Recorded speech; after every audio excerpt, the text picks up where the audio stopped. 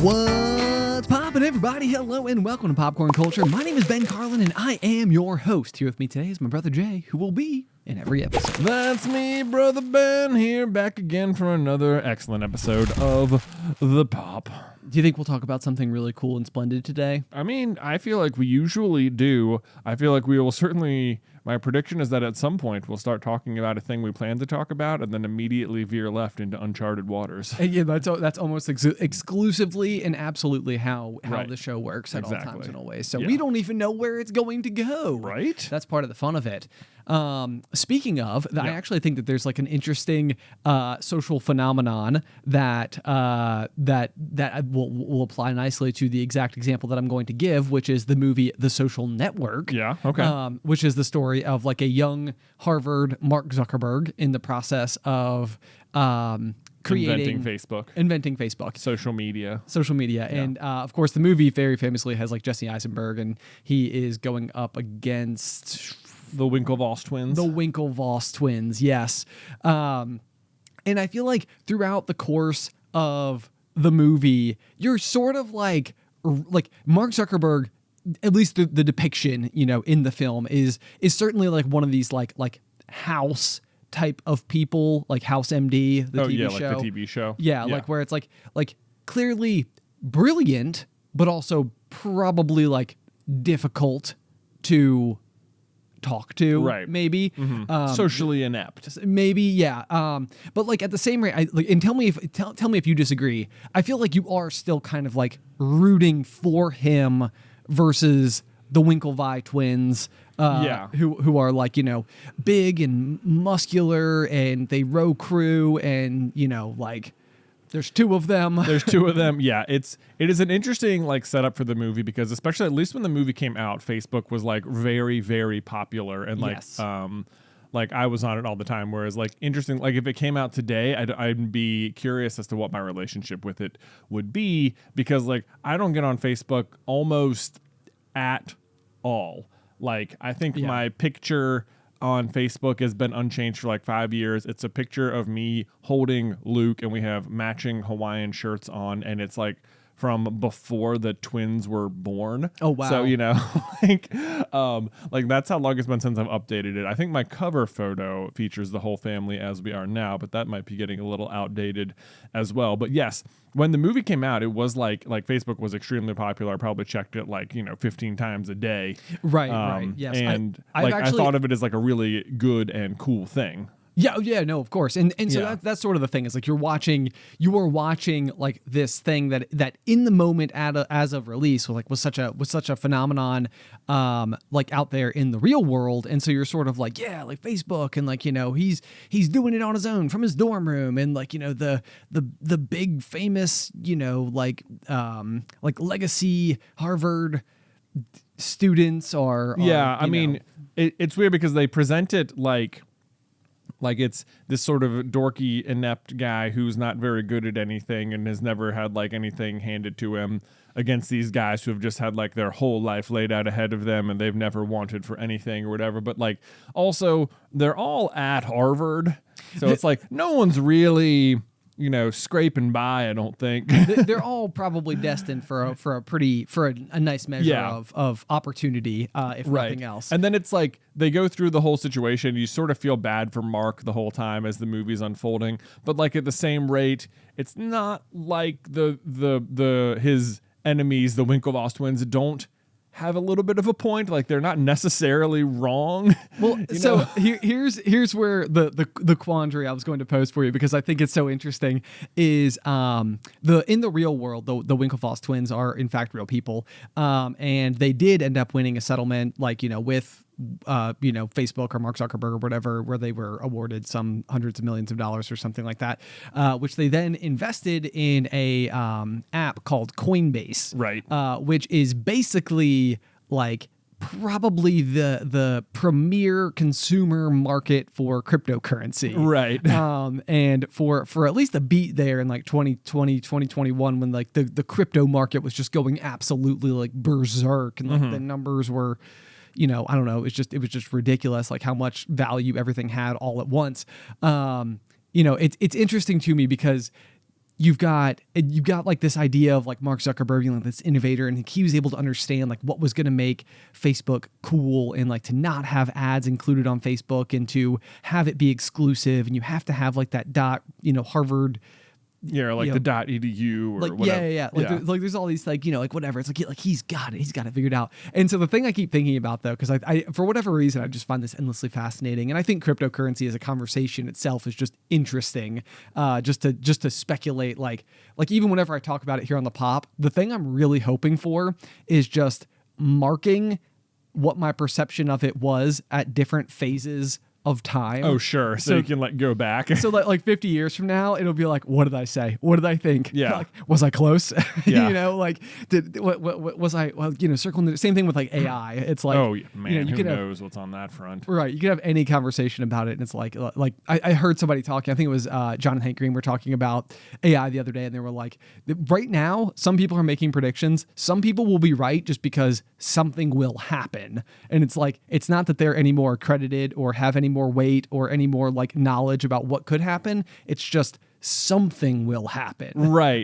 So someone's predictions will be right, but almost everybody's predicted just about everything we can think up. Right. But so interestingly, like, yeah, that's the thing with The Social Network that I think is really fascinating is like at the end of that movie, you sort of kind of see it as like Mark, I don't even know if wins is really the right word. Like he's being sued for a lot of money, and he's like hitting refresh on like a friend request, and he's kind of alone. So it's like the movie's not necessarily like celebrating him like across the board, or even failing to acknowledge the shortcomings of the way that he like navigated those waters.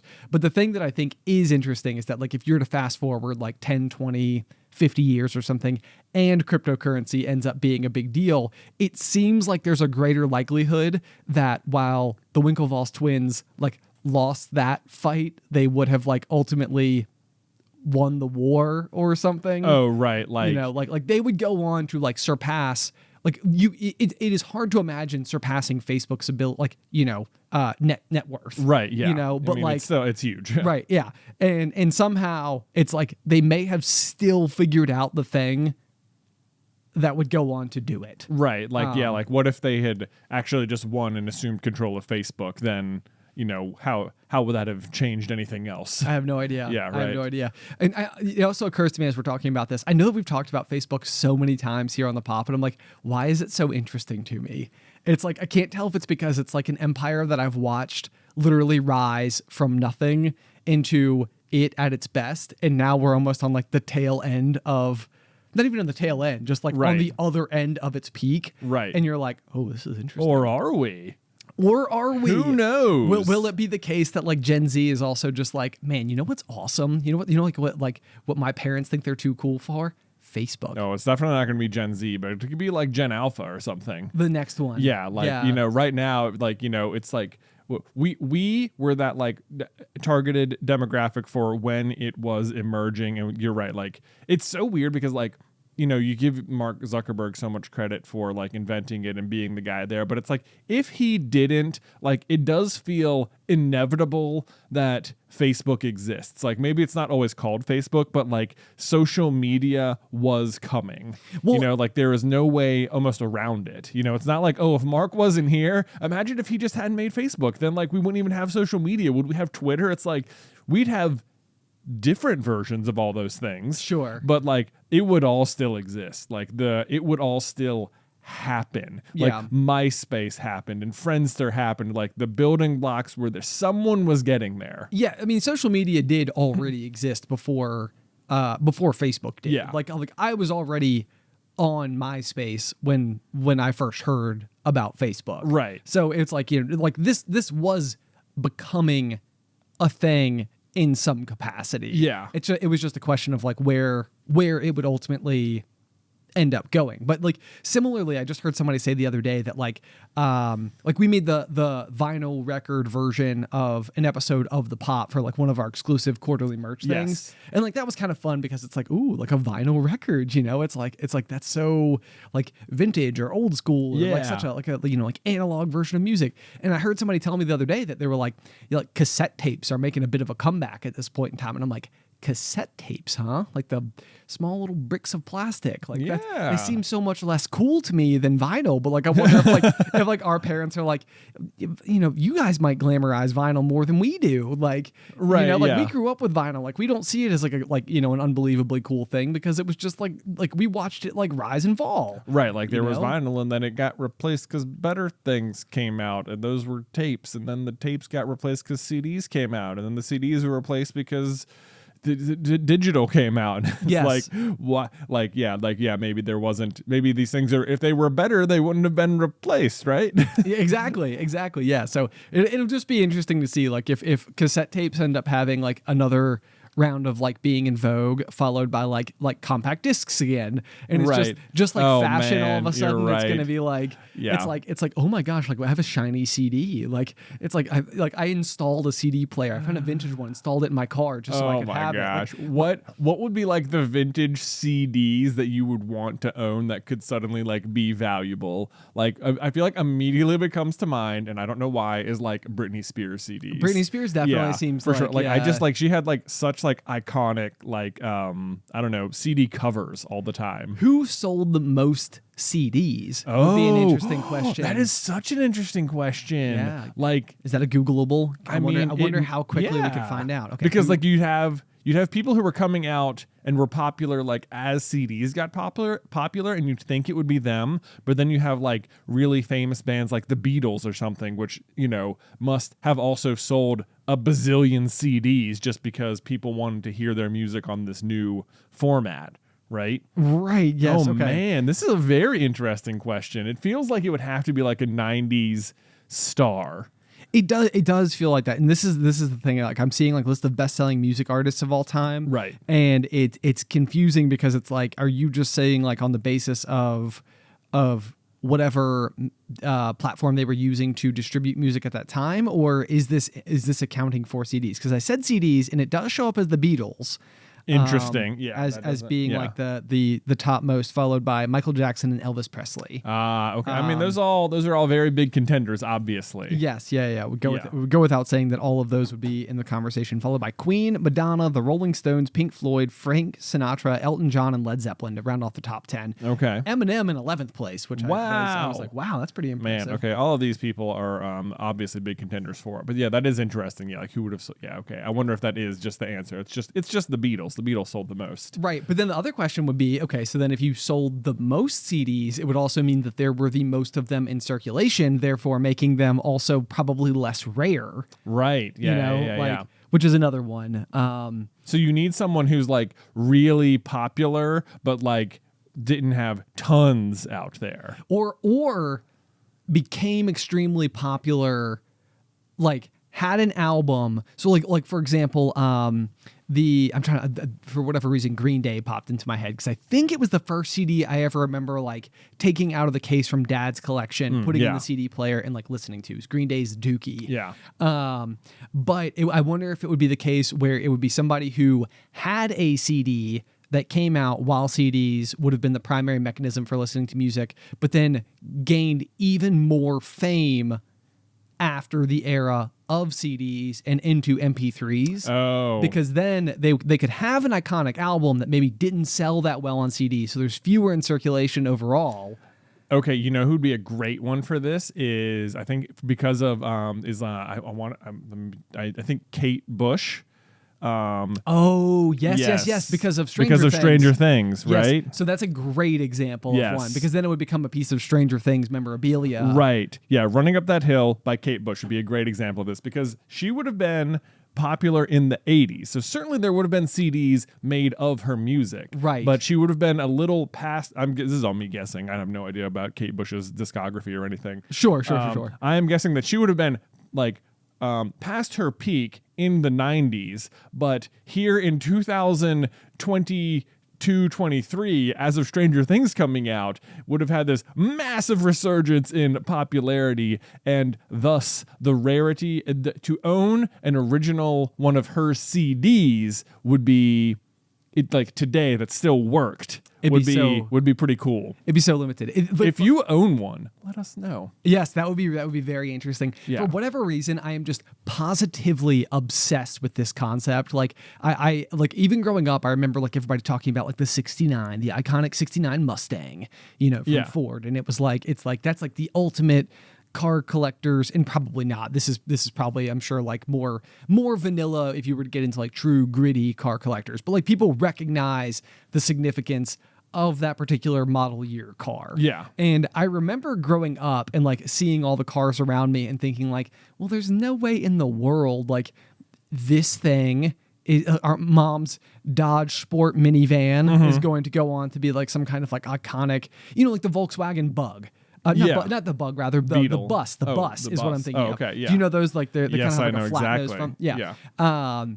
Yeah. I feel like at some point in time when it came out, maybe it was just like a minivan, but then like eventually it became like a total like collector's edition, and like then it became like special and important, and like then like therefore like valuable. Yeah. Along the way, and so like like in the early 2000s or whatever, like I might look around and be like, oh yeah, you think someday somebody's gonna want that Subaru Forester over there, like an 04 Forester, and fast forward to the year 2023, and I literally in the past week have Googled specifically looking for this like Subaru was making for this period of time. So the Forester, in case you're unaware, is like it's like a hatchback, similar to like a RAV4 or like a Honda CRV. Like our grandmother drove one.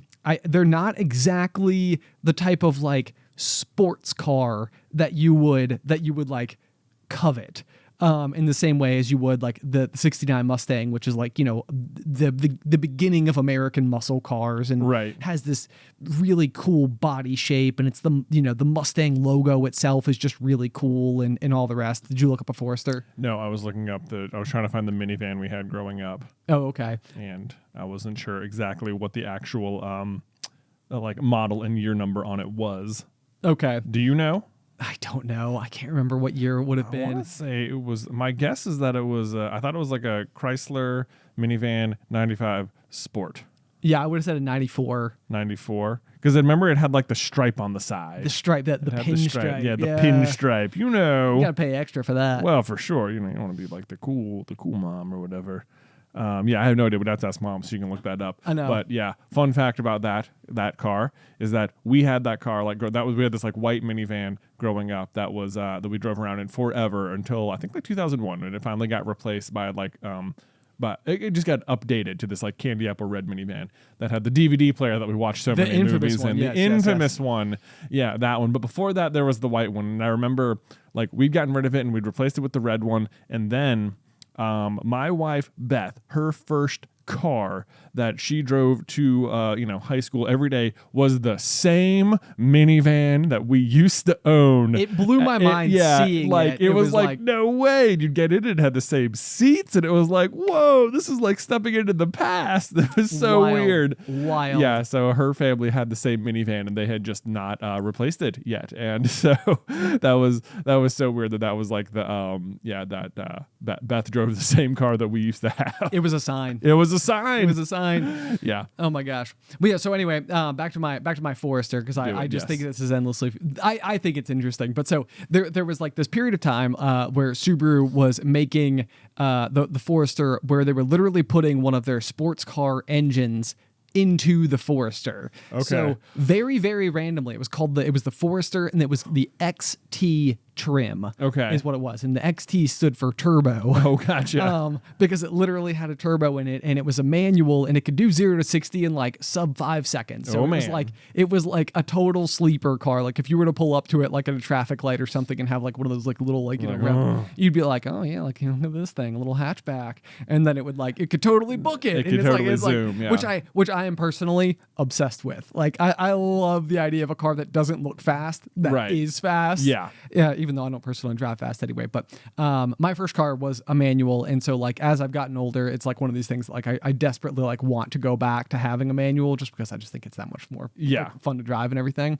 And anyway, so my long story long is that I was on the hunt, and I was like, you know what, this is gonna be perfect. I'll just go back and buy like an old Subaru Forester from like the early, the first I don't know, like 2005, 2006 or whatever. And they have totally become collector's editions. And it's like, they are expensive and they are sold at a surplus. And it's like, are you kidding me? Like, it's like. Right. It's like in the moment, clearly someone was trying to be experimental and saying like, what if we just had like a much more like every man's kind of car, but we put a turbo in it so it was like more appealing or something. Yes. And they were like, yeah, let's give that a shot. And like my guess is it didn't catch on in a big way, but since time has passed, it did catch on with like a very niche audience, and those people it's like in the fullness of time, like a large number of people now want that exact like thing. Yes. Yeah. Yep, absolutely. And I think you hit the nail absolutely on the head. They were probably like, how can we like get people a little bit more excited about this car? And it's like, make it fast. Just see like what happens. Yeah. So if you've ever seen like a WRX, like STI, it's like it would have been the car I would have wanted as like a high school age student. It had like a huge spoiler on the back, a big hood scoop and all the rest, but they're like rally cars. Dude, being a teenage driver, I feel like was like a whole different world of driving. Yeah, like because the world was just different. Because you take everything in so differently. I think you just took everything in so differently, like all the time. Like anytime I had anyone else in the car, I was always really concerned that they were like judging the speed of my driving, or were upset that I wasn't like taking the fastest route, or like I don't know, like it felt like there was a lot of pressure to be like a really good driver, like in a very specific not being a good driver kind of way. Right. Yeah. Like you should be by 16 you get your license. By 17, if you aren't meant to be on like a racetrack, right? Like what are you even doing with yourself? Like this is what's expected. Like you should be, so I remember that. Like I remember one time driving around with Beth. So like for like my senior year in high school, and for a while after, the car I had was a 325i BMW. Yes. And like when I would like pull up at stoplights and stuff, like the amount of times someone would look over at me and like it was on. Was like frequent, like it was like, oh, okay. I'm thinking there's this one particular traffic light next to the country store gas station near where we grew up. I know the exact one. And there are 2 lanes, and those 2 lanes, after you go through the light, continue to be 2 lanes for about a quarter mile. At which point the right lane turns off either into an industrial park, or else you have to merge into the left lane. Yeah. And so there's like this. And almost no one is ever turning into the industrial park, right? Like never, unless you work there, which is nobody. Yeah. Like I'm not even sure I've ever seen anyone walk into that building. So everyone in the right lane is always trying to get over into the left lane. And if you're in the left lane, you are either going to get passed by the person on the right, or they're going to have to get behind you. Yep. And this spot more than ever was like, people just sort of like knew that about this spot. It seemed like it seemed like it. And it seemed like it happened all the time, not just there, but at like lots of street lights, where it was like, okay, we gotta like someone's coming off this line and gonna try and get in front of the other person. And I remember getting up next, like being at that exact light one time, and Beth was sitting in the car next to me. I was like, the person next to us wants to race. And she was like, what? And I'm like, it's happening. And she's like, what are you talking about? And I'm like, watch. And like, sure enough, the other person just like boom, like took off from the line right there. And it was I was like, man, does that like, it blew my mind, because this was not part of her experience at all. Like she had never once like noticed someone wanting to speed past, or like was never engaged in it. But it was like the amount of unspoken things between me and the other cars were like nonstop, it felt like. Oh yeah, no, I mean, I've thought the exact same thing. Like it also, as you were even telling this story, I was like, I wonder how often all it is taking anyone, because this happened so frequently as like a 16, 17, 18-year-old kid.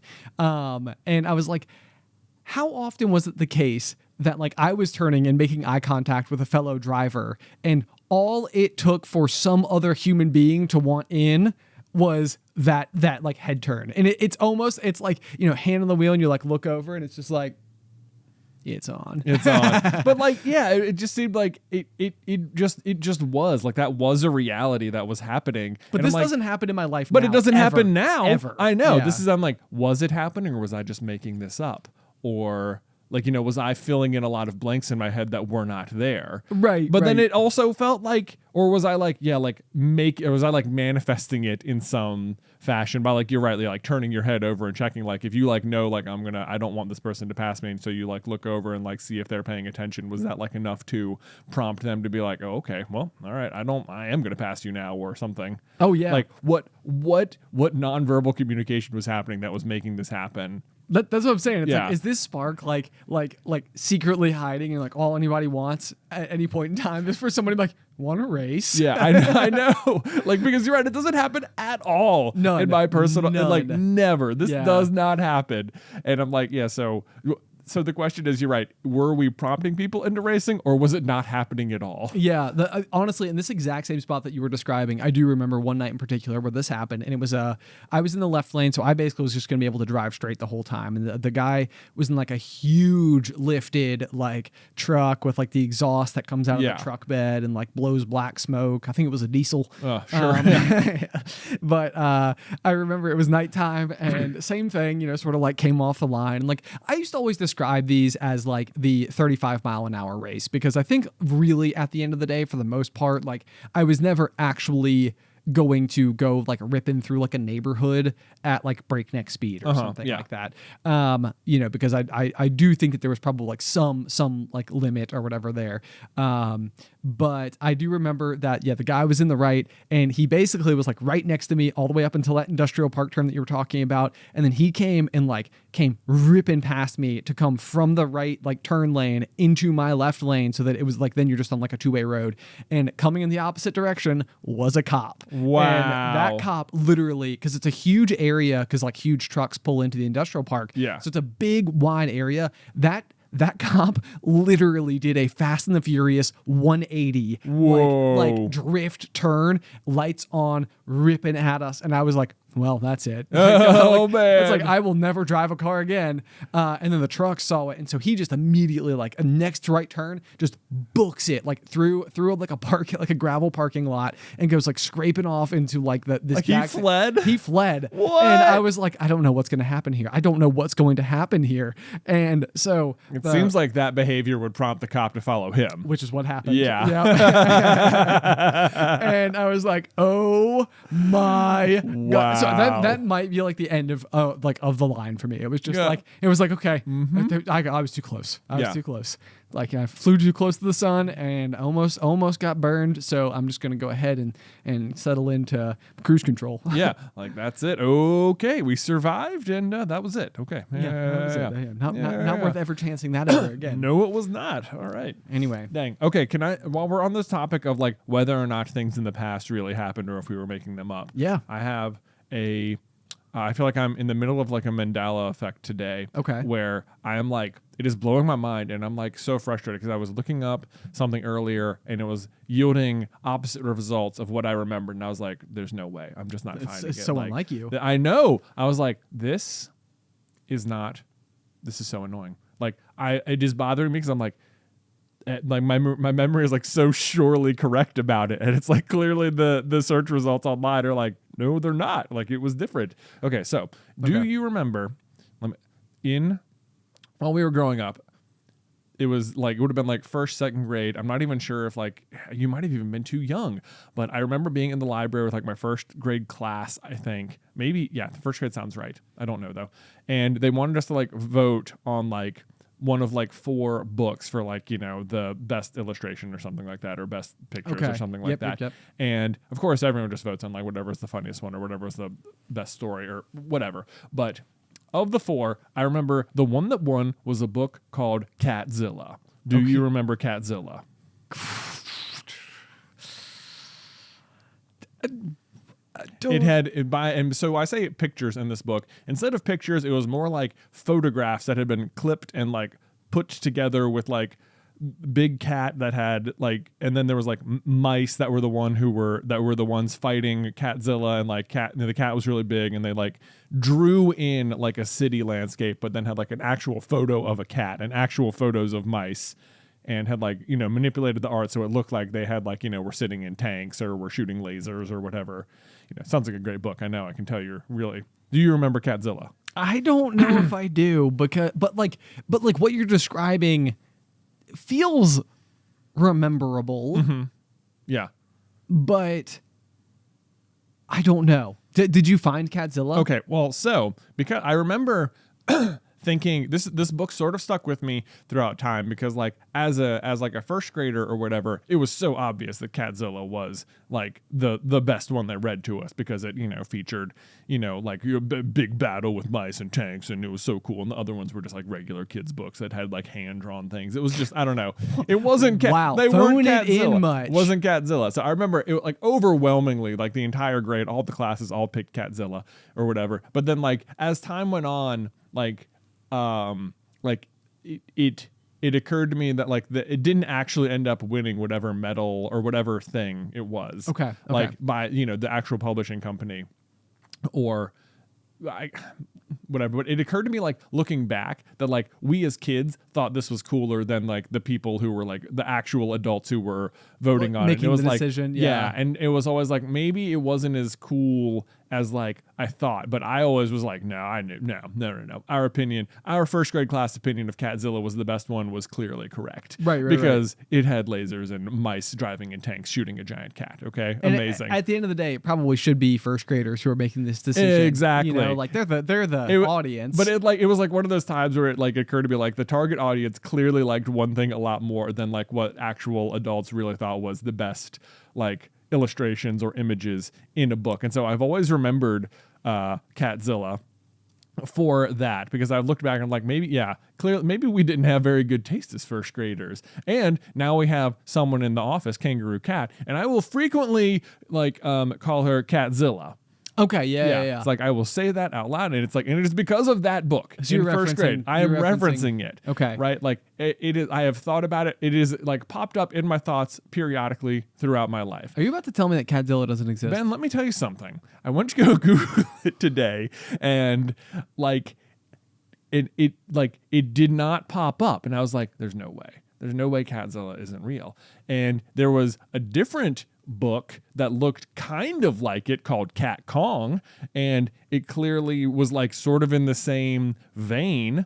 Like it had like pictures and like the mice and stuff, and I was like, what is this? And then there was like I saw another, like it was like Cat Kong, and then there was another book next to it called Dogzilla, and I was like, no.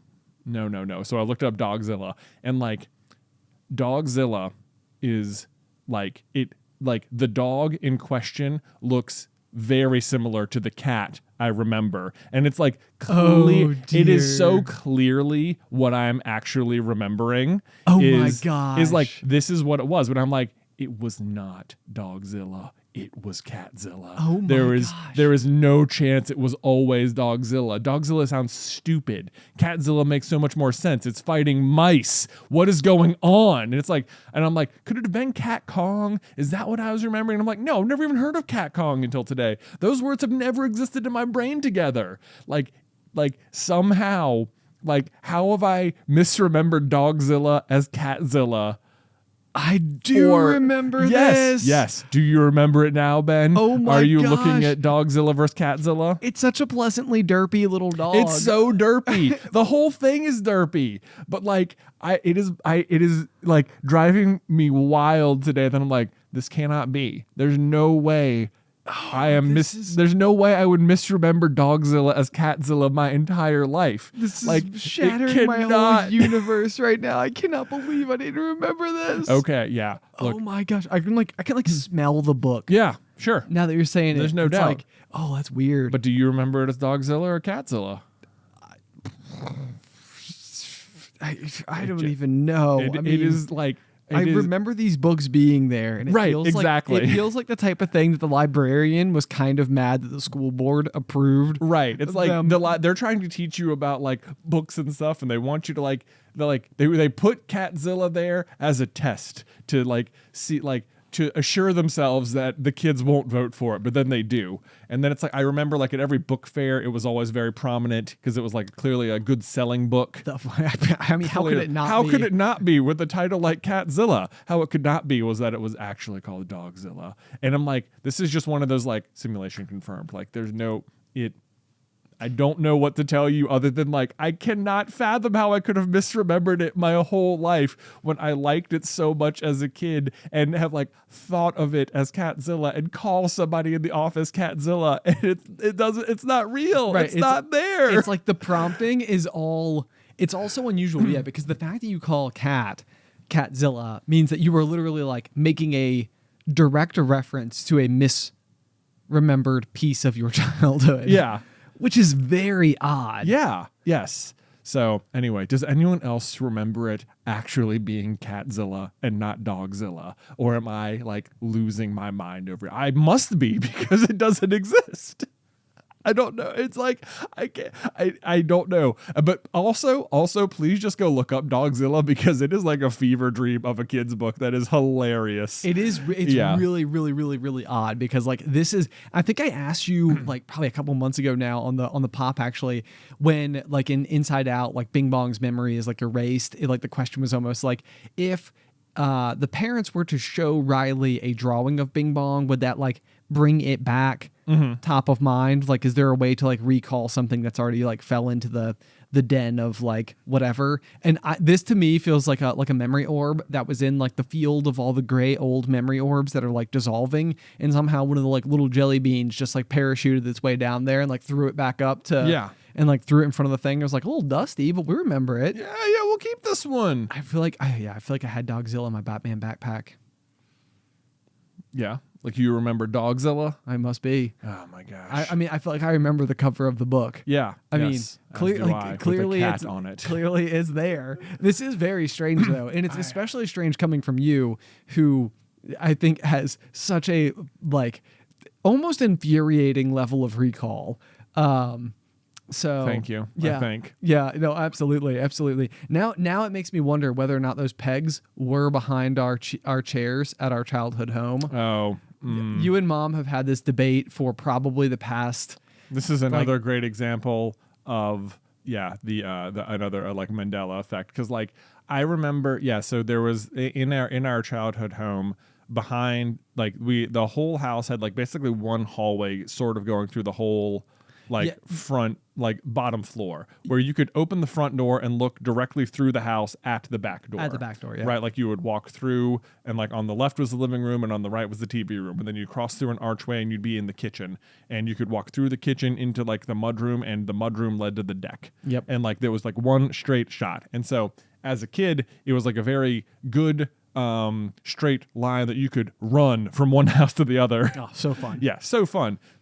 Or scooter. Or whatever. Bouncy. Oh, we had the bouncy ball thing that you sat on. Yes. Yeah, that was the best. Oh man, I gotta get one of those for the kids. Anyway, I remember like loving being able to like run from one door to the other, because just we as brothers would need a lot of room to sprint around inside the house, cause some mayhem. That will all the time. There's no doubt about it. But like hating that there was always like on the left hand wall in the kitchen that there were these pegs that were like for like hanging stuff on, aprons or whatever you might have, and they were right at head level. So it was always like I had to be very careful not to hit the pegs. But Mom assures me that there were never pegs there at all. But I'm like, but I remember the pegs, and I remember why I remembered the pegs, which is because I didn't want to run into them with my head, and they were a constant thing I had to avoid. And it's like why would I have memories of being annoyed by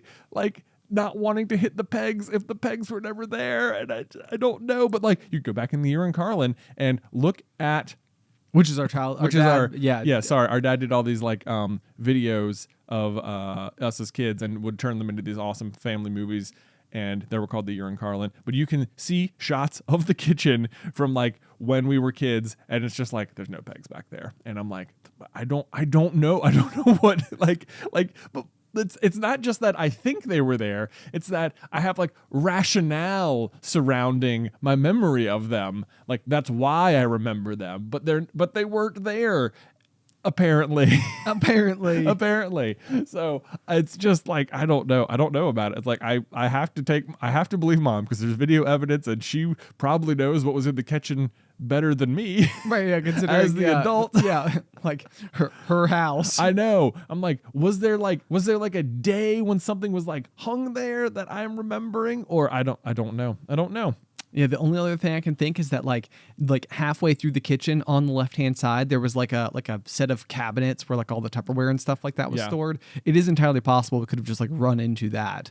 It was like mounted to the you wall. did have to do a little bit of like a side swerve maneuver when you got to the kitchen to like, because when you got in, the chairs were on your right and there was more space on the left. But then at some point the cabinets got in the way and you had to like veer off to the right. Drift. You know, you had to drift, man. There's no doubt. Oh man, yeah. But like, here's the other thing is that at one point, our parents, like, they redid the wallpaper in the kitchen. Yes, they right? did. And that is when I remember the pegs disappearing, because it was like, now they no longer matched. And so you can see the old wallpaper in the kitchen and no pegs in the video. So It must have not been there. It must have been Dogzilla the whole time. It must have been Dogzilla the whole time, but it was Catzilla, Ben. I know it was Catzilla. It does make more sense with all the tiny little mice. I know. Unless for some reason you just really gravitated towards Cat Kong, and it was like part of the Dogzilla franchise. There's no way. I've never heard of Cat Kong until today. And there's no way. Like, I remember Catzilla, and unless like as a kid I was like as a kid it bothered me that it wasn't Catzilla because it was mice or something. Like, so both Dogzilla and Cat Kong have little mice featured in them. Yeah. Okay. Yeah. But it's so frustrating. I don't know. It's like I'm clearly wrong, and I'm like arguing against nothing because there's no way to prove that it was Catzilla. That you saw it any other way. way. And I'm like, no, it was that way. I know it was that way. It had to be, because, but it's not. I don't know what to do. It's like so hard to accept it. It feels like if I accepted it, like so much of my memory is a lie or something. Okay, now I'm wondering if memory recall is actually just like a lesson in overall like building confidence. And the more that you remember something, and the more that you remember something correctly, the more that you believe you can remember something correctly, which means the more that you like actively take in information for the sake of remembering. Mm-hmm. And now that you've had this like tiny ounce of doubt fractured into that foundation, it's like, yeah, it's like, will it cause who the knows? whole house of cards to fall? Hopefully not. I know. Gosh, I can't. I don't know what I'm going to do if you can't remember things anymore, because I pretty much count on you for that at all times. Thank you. Absolutely. Do you know, maybe I'm misremembering this, oh dear, but as a child, my childhood friends used to like, I feel like this was like a thing they used to like tease me about, was like not having a good memory, like that I would forget things, or I was forgetful. Yeah, and I was just like, I'm like, it's always so funny to me as like an adult that people like think of my memory as being really, really good, and I'm like, no, I don't. It's so funny because people for so long told me I had a bad memory, and like it's like, so part of me is like, I can't believe you that I have a good memory because I was told as a kid that I didn't. So imposter syndrome can really like, it can find its way into just about every nook and cranny of our existence. Yeah, right. Regardless of what it is. I know. Anyway, so hopefully I do have a good memory for most things, but apparently I'm misremembering Catzilla. Unless I'm not, please someone else say they remember Catzilla. Goodness gracious. Like, I need confirmation that I would rather the simulation be real than me have misremembered this. You know? It's like weird. It's like, wow. Wow. Wow. I need to prove the Matrix is real now so that I can be correct about Catzilla. Okay, this needs to be the plot of our eventual book. Yeah. Is literally like, well, there's no way we remember wrong. So therefore, we're going to spend the rest of our lives proving that we are, in fact, just binary bits. Exactly. There you go. Okay. That's it. Transition. Hey, Ben, how about a corny joke? Hey, lay it on me. All right, dude, Ben, why did the tomato turn red? Because hundreds of years ago, its ancestor summoned the powers of the red panda in order to become a red panda in order to defend its town. Wow, solid guess. The answer to why did the tomato turn red is because it saw the salad dressing. It's so bad. It's really not so bad. It's really not good. It's really not good. Oh man. Oh my gosh. Quick anecdote. So for Christmas, Alice and I discovered last year that we really enjoyed gardening together. We had our garden in the backyard. We made some vlogs about it and such, and it was really good fun. And as the cold weather came around, I think we were like both really disappointed that we no longer had the ability to bond over gardening, because you really can't do it at all in the winter. Difficult. And so for Christmas, she got me this like hydroponic little garden kit, which like literally like you set on our dining room counter, and it has like a light built in, and it like just circulates water, and you fill it up, like once or twice a week, and then it has like the nutrients that you pour in like once every 2 weeks. It's very simple, but it was really cool. You like drop these like little tubes in, and then they literally grow into like tomato plants or herbs or whatever. And it's been so fun, because I think through like the winter months, it was like we were like literally like standing at our counter, like staring at these like tiny little buds that were coming up. We're like, oh my gosh, we're gonna have like fresh tomatoes. Like, how cool. And the really funny thing, I guess, sort of funny thing, is that like I do not think I can mark myself a picky eater. I don't think I'm a picky eater, but maybe no picky eaters think they're picky eaters. But I think people, there are people who certainly identify as picky eaters. Okay. Yeah. Well, I for most of my life, I've tried and I just don't like tomatoes very much. I don't know why. But Alice loves them, and at the end of the day, really what I liked was watching the plant grow and like prosper and be healthy and everything. And I was like, well, that's really cool and fun and everything. And one of the things that we ran into is that for some reason or another, and I'm like, I don't know if it's like the hydroponic or if it's like the nutrients that you're feeding it, but apparently the tomatoes are just truly awful. What? Yeah. So they're not good? They're not good at all. Man. So I set it up like the day after Christmas, and probably like a month ago, we got like our first like batch of like tomatoes or whatever. And so like they've been like popping up, and we've had like a whole bunch of them and everything. And like Addie loves tomatoes, and so like she'll be sitting there, and like she'll like reach for one, so like we'll pluck one and give it to her, and she'll like put it in her mouth and be like, just like completely spit it out. Like Allie won't eat them at all, and like Allie will like sit down with like a little carton of like cherry tomatoes and just like eat them, just pop them in, like the whole container. Right, like that's just like a snack for her. Normal. She'll just do that. Yeah. And I have no idea why. And so like this is like one of those things where I'm like, I'm so curious. It's like, is there something about the dirt, the great outdoors, that makes like grown vegetables tastier? Right. And this is almost like the lab grown version of them, and it's like you really just can't replicate the outside. The outside is the outside for a reason. There's got to be a reason why your tomatoes don't taste good, and it could have to do with the dirt, or like maybe it's your particular strand of tomatoes or something. But a lot of people put down just like new soil to plant stuff in anyway. So like it's not like you couldn't go buy some soil from the store and do that, so which would accommodate the dirt problem, I suppose. Well, there is no dirt for hydroponics. Oh, okay. Yeah, that's the thing. So you're literally, all the roots are just growing in water. Oh, yeah. Right, so there's like a basin of circulating water, and then you add nutrients from like a little container. So you're adding in the nutrients instead of the roots getting the nutrients from the dirt. Exactly. Oh yeah, that's got to be the problem. Yeah, I think there's no way. It's like, yeah. It's like, it's so funny to me though, because like the plants are so healthy, and they're like really like robust, and they smell amazing. This is the difference between getting all of your vitamins from a pill in the morning versus eating the foods and getting the vitamins from the foods. From the foods itself. Yeah, this almost feels like exactly like that. Yeah. It's like, it's not like that won't work, and clearly the tomatoes are growing, but also you should probably just eat the whole foods. Yeah. So anyway, I planted them in the dirt. Did you? So it's my experiment. Oh so man! Well, hopefully they come out better. I know. I was like, we have an entire like tomato bush on our dining room, or on our kitchen counter right now. This is disappointing. I wonder, maybe tomatoes are just so like.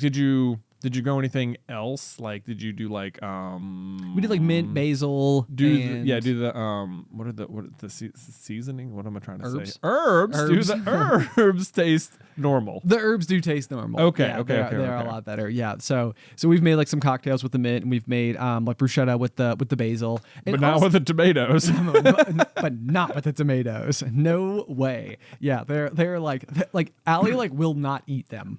This is fascinating to me. I know. So that is interesting, because when we were at your house for Easter, I saw your hydroponic set up on your table, and Beth saw it too, and she was like, "Oh my god, I want one of these. It looks so cool. This looks like so much fun." And Beth also loves tomatoes. Yes. So I shall have to report back. Like I have like put it in like my back pocket as like that'd be such a great gift to get her for like her birthday or Christmas or something. Yeah, like, absolutely. I've been resting on that, and now as I'm hearing you tell the story, I'm like, it's not going to work now. Now it's obviously a bad gift because it doesn't produce good tomatoes. I know. Well, that's why. But if it does good herbs, that is perhaps still worthwhile. Definitely does good herbs, and it is a lot of fun to watch them grow up. And I also just think that like we've talked a lot about like our like weird and growing obsession with like plants. Yeah. Like I do just think that they make your home happier. Yeah. So well, I would like to grow some food at or like do some like vegetable gardening at my own house. I know. I can help you with that. Oh, please do. Come on over. We can rip up the back corner of the yard and plant some stuff. It'll be great. That's going to be amazing. Honestly, you can come over on Saturday if you want. That'd be super good. I'm looking forward to this plan already. All right, cool. All right. We'll report back on how Jay's garden is going. I know. I'm like, what do I want to grow? Part of me has been leaning towards like, do you remember as kids growing watermelons? We tried to. Did that succeed? I think it did not succeed. Okay, all right. Maybe I shouldn't do watermelons. We grew pumpkins successfully. We did do that. Okay, although this was like one of those things, I can't remember if we talked about this or not, but we had our pumpkin patch last year that I think I talked about several times and maybe showed it in my vlog. I can't remember. But like we had thrown away the pumpkins that had literally rotted on our front porch from the Halloween prior. Oh, right. Because it was when we brought Addison home from the hospital, where she was born on October 26th. You know, they were out there for Halloween and everything. Yeah. And we were just like in full blown new parent mode, and like nothing was getting. I didn't rake the leaves that year. Like nothing happened outside. Like we were just like, you know, trying so hard just to like make it. And so the pumpkins basically just like melted into like muck, you know, on the front porch. And eventually I was like, okay, well, I have to go and fix this. So I literally went with a shovel, scooped it, and walked it over to my compost heap, threw it into the compost heap, where I just honestly assumed it would disintegrate into even more nothingness and just not be a problem anymore. Right. And that was the end of that. And then we planted our whole garden. And like one day I'm like walking past it, and I'm like, wait a second, what is this plant? I didn't plant this plant. What is happening right here? It looks so healthy and happy. And it turned out that one of the pumpkin seeds from the rotten tomatoes took and grew into this like massive, like 200-foot long pumpkin vine. Yeah. And it's not really that surprising because like, you know, after the pumpkin matter broke down, I assume the seeds were all just great. And like a single pumpkin has like, you know, like 200 seeds, if not more. Oh, yeah, absolutely. Yeah. Not to mention, it's also where I put all of like the leftover leaves and yard matter. You're putting it in like a compost heap, the goal of which is to grow stuff in. So like, it's in like supreme soil. Yeah. Super healthy. Definitely nothing like hydroponic water. Yeah. No, nothing way like better, that. Way yeah, better. Definitely. But anyway, so they ended up growing. And one of the big things that Alan and I kept talking about was like plucking them, and because they were green for so long. Yeah. And I was like, well, they'll turn orange. Like I was like, when we were kids, we grew pumpkins in the backyard, and I remember we harvested them early. We brought them into like Dad's basement where like the bike shop was. Yeah. And we set them on the counter, and we came back a few months later and they were all orange. Yeah. And I was like, this is what happens to pumpkins. Yeah. And then we started reading into it, and it's not what happens to pumpkins. Oh. And I was like, did Dad go and buy 3 new pumpkins? No. Is it possible? No, I don't remember them needing to turn orange. I just remember them just being orange. Well, maybe now- I remember like 2 of them being orange and one of them being like half green. Well, maybe it was mine that was half green. I thought it was okay. going to look all lousy out there, and then all of a sudden it was bright orange. I don't know. This is my headcanon that it has to Okay. be. All right. Otherwise, Yeah. my childhood. Otherwise, my That was childhood a lie. Catzilla. Pumpkins turn orange and Catzilla is real. Confirmed. Confirmed. Yes. Otherwise, the Matrix must be. Yeah.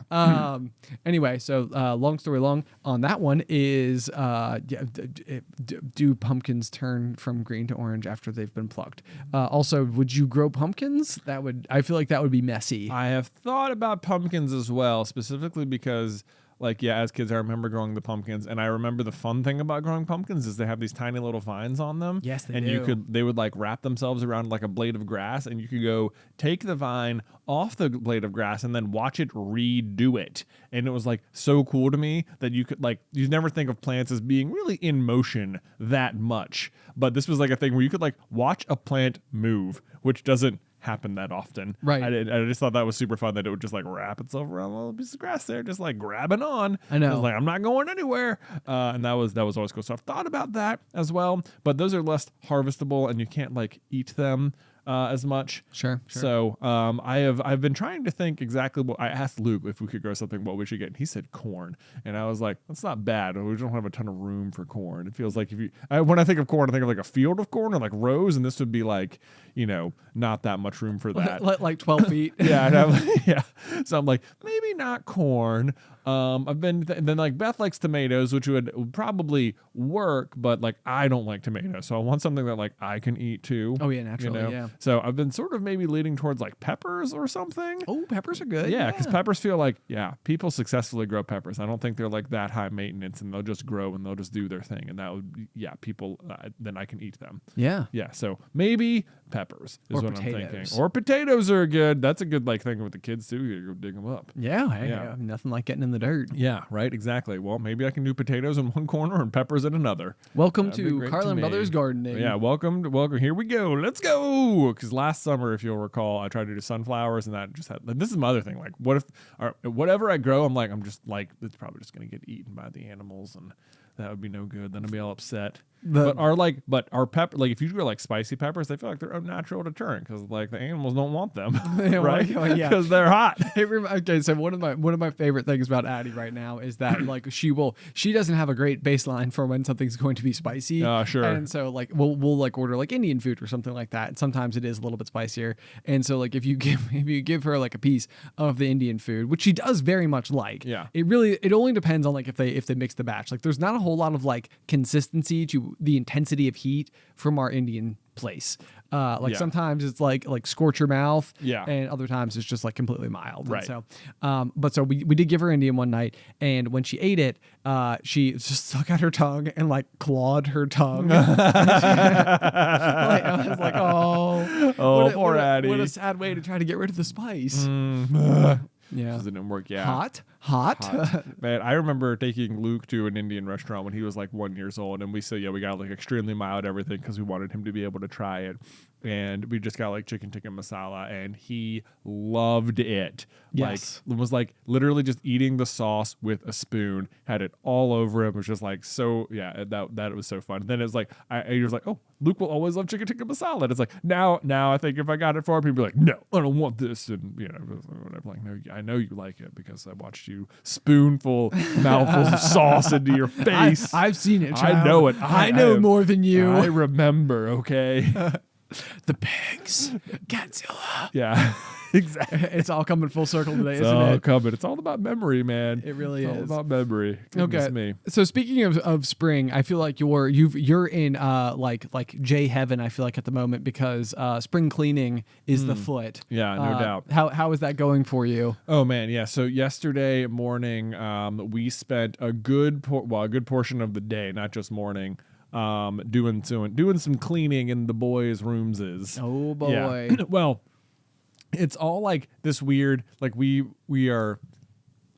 It is weird how like one project requires you sometimes to like backtrack into like several other things to get it ready. Okay. Like I think about this all the time, like in the evening when I'm like cleaning up after dinner, where it'll be like, okay, all I really have to do is clear the table so that and put the stuff in the dishwasher. But sometimes there will still be stuff that we didn't take out of the dishwasher from when we ran it last night. Like no one's emptied it for the day yet, right? And so it's like, okay, so I got to empty this. But actually, before I can empty the dishwasher, I need to empty the drying rack because there's some things that will be in there that are going to need to go in there. So it's like this weird, like, okay, all I really need to do is clear the table, but actually that's going to involve me emptying the drying rack, then emptying the dishwasher, then putting all the dishes that are already dirty from the day into the dishwasher, then I can get to the table. Right. And it's like you have to like backtrack all these like things just to do this one otherwise simple task.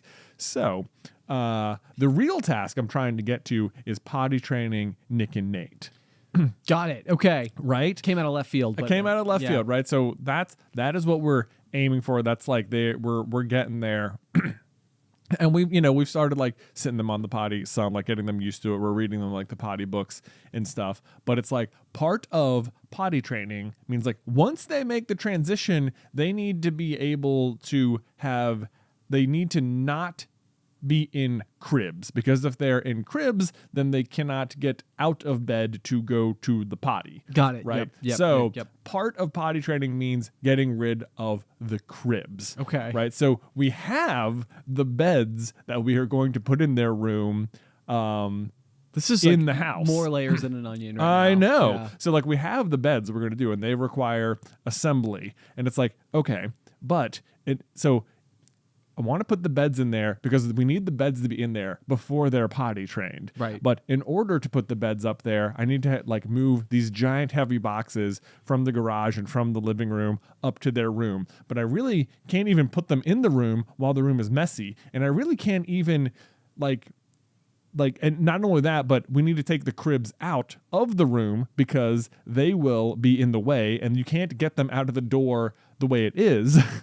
Like they're too big to fit through the door. Right. So like in order to potty train the kids, first it means I need to completely clean their room so that I can disassemble their cribs, so that I can take the cribs downstairs, so I can move the other beds upstairs, assemble them, and have the beds ready so that they can be potty trained. Right. You know? Yes, and it's like, so this was like really step one of getting the rooms ready for the disassembly. And all of that has to be like in one day too. It's not like, because once you disassemble the cribs, you must build the beds you that are now same day. fully committed. Because Yes. otherwise they don't have anywhere to sleep. So Right. there's that. That's my big long-term project, and it's like this is so many steps involved. And so we were just cleaning up the twins and Luke's room this past weekend, and it's like it's one of these things where like Luke will have quiet time in his room every day, and it's like he plays with all the toys and it's great, but sometimes you come into his room and it is just like overwhelming how much mess he's managed to make in their act of playing. It's like I can't even stand. There's like a room where the door opens, and then like along that line there's just like a wall of toys. It's like I can't even step in the room. And Luke likes to make like lots of little like arts and crafts and drawings and things, so there'll be just a, like, but he'll draw on something and just decide that's good enough and move on to the next one. So they'll just be like partially drawn on scraps of paper all over the place, and like just bits like glow sticks that were working but now are just dead glow sticks. And it reminded me a lot of like in Harry Potter when he's going to clean his trunk in Deathly Hallows, and he's just sort of got that like mulch, like layer of the layer of mulch. Yeah. It's like that sort of stuff is just sort of like made its way all the way through the room, and it's just like, so we've spent a long time cleaning both rooms and moving some toys from upstairs into the new places and clearing out space. But it is amazing to me, like once it was all done, like when you walk into the room, it like you literally can breathe. It's just like. Like I will walk in and I feel like lighter. I can see the weight off your shoulders. It is. Tremendous. I can feel your sense of calm. Yeah. So hopefully it'll be interesting going forward, because we took like so much stuff out, and it's so often I feel like the problem is like his room, like your room gets so messy because you have so much stuff to make a mess with. But if there's not enough stuff to make even a big mess with, then it can only get so messy, right? This is true. Right? It seems true. Yeah. So do you have a philosophy when it comes to like the nostalgia attached to any of these in particular items? Like you like pick something you're up and you're like, this is a good drawing of like Ariel from like when he went to Disney and like met Ariel and like was into like his like Little Mermaid face. It's like do we keep it? Yeah, no, I don't have a ton of it. Like a major, like if it's just like a coloring sheet from like a coloring book or something, right? Then probably not too attached to it. If it was something like the Ariel, maybe. Okay. There was that little, I don't know, I'm sure you remember me reading the story he dictated to me one day. Yes. I still keep that. I kept that sheet of paper because I was like, this was so adorable. I want to like frame this, you know? That's amazing. That was such a fun one. Yep. So we kept that. But there a lot of it's just like, scrap, scribble, paper, stuff like that. Okay. So yeah, I'm not too attached to it. Okay. That much. Yeah.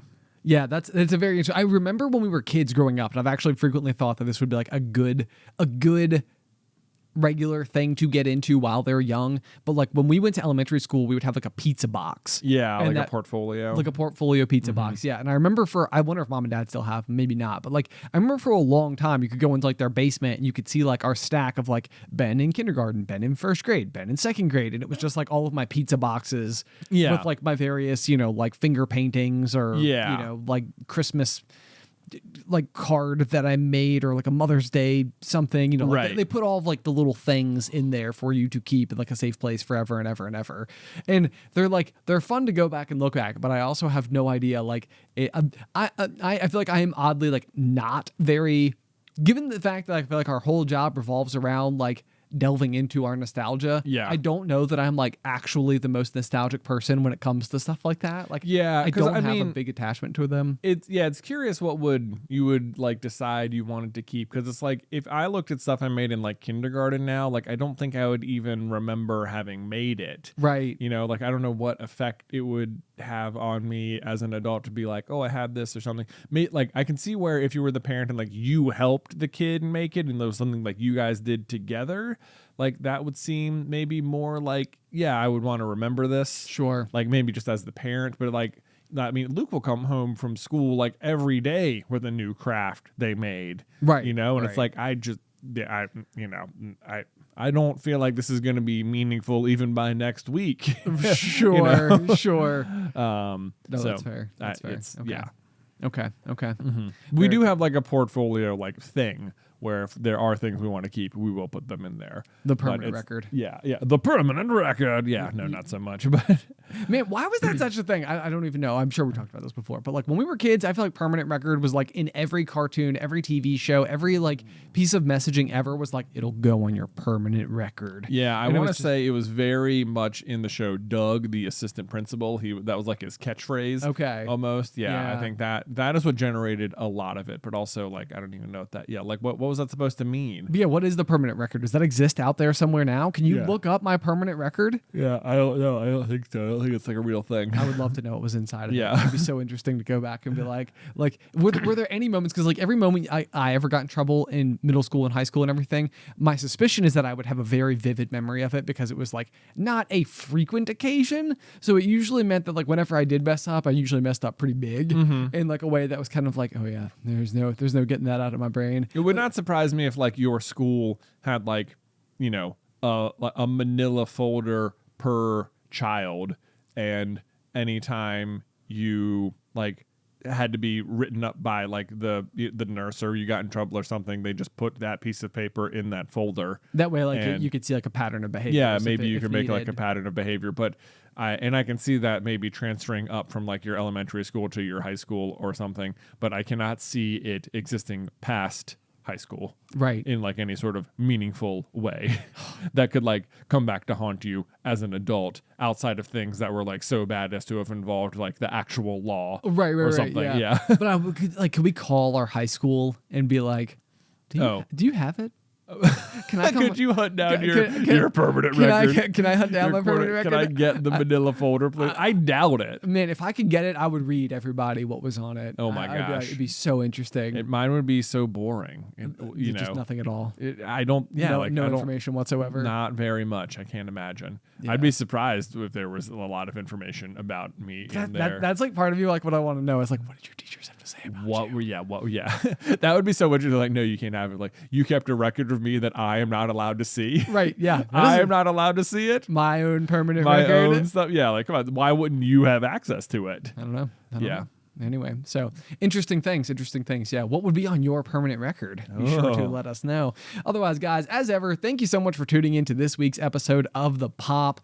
We did want to give you a fun, new, exciting update for our $10 tier over on Patreon, which now features a ad-free listening experience. Oh, yeah. Yeah. So if you would like to get a feed of The Pop that doesn't have any ads baked into it or anything whatsoever, you can do so at patreon.com/popcornculture. Also, you have until the end of the month of May. How many days? January, February, March, April, May. 31 days in May. I do the knuckle thing. It's the only way I can remember. Dude, that is. I always see people do it, and I can never remember which.